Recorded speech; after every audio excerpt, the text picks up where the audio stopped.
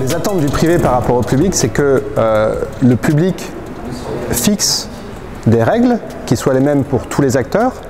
Et puis après, c'est aux acteurs, nous, entreprises, de nous adapter, de faire notre proposition de valeur.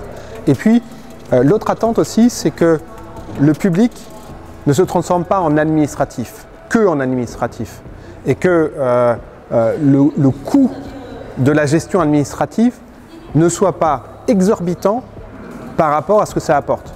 Qu'il y ait des contrôles, c'est tout à fait normal, légitime.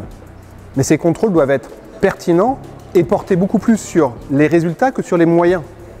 Parce que, in fine, ce qui est important, c'est la qualité de service rendu, ce n'est pas les moyens qu'on a mis en œuvre pour rendre le service. Donc voilà, un vrai partenariat public-privé, c'est un public qui est exigeant, qui fixe un cahier des charges, qui fixe des normes, qui fixe des attendus et qui contrôle à la fin le résultat produit et non pas les moyens qui ont été mis en œuvre pour rendre ces services. Trop souvent dans notre secteur, on ne parle que des bénéficiaires et non pas de clients. Or, le problème de parler de bénéficiaires, c'est que le bénéficiaire, c'est celui qui bénéficie d'un service. Et comme il bénéficie d'un service, en plus, avoir le toupet d'exiger de la qualité. Déjà, il en bénéficie, c'est déjà pas mal.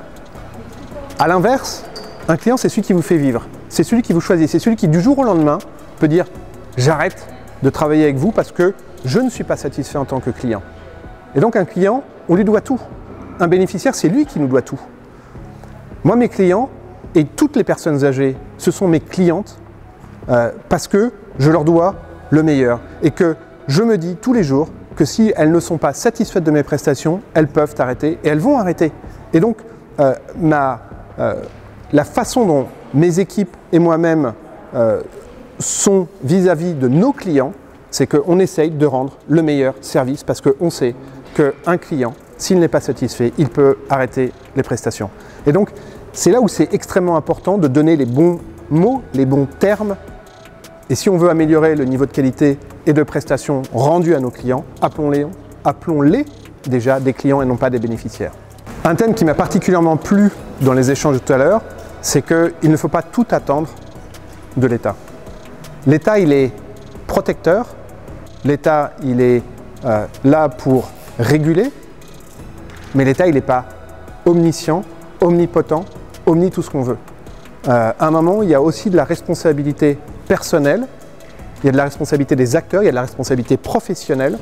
Et c'est de notre responsabilité de continuer à se développer, de continuer à innover, de continuer à proposer des solutions pour les personnes âgées, pour l'ensemble de nos clients, sans tout attendre de la part de l'État, que l'État fixe à la fois ce qu'on doit faire, fixe les financements, fixe qui peut intervenir ou pas. Non, c'est aussi à nous de faire des propositions, c'est à nous, entreprises, d'innover, c'est à nous d'aller conquérir des marchés en France et à l'international.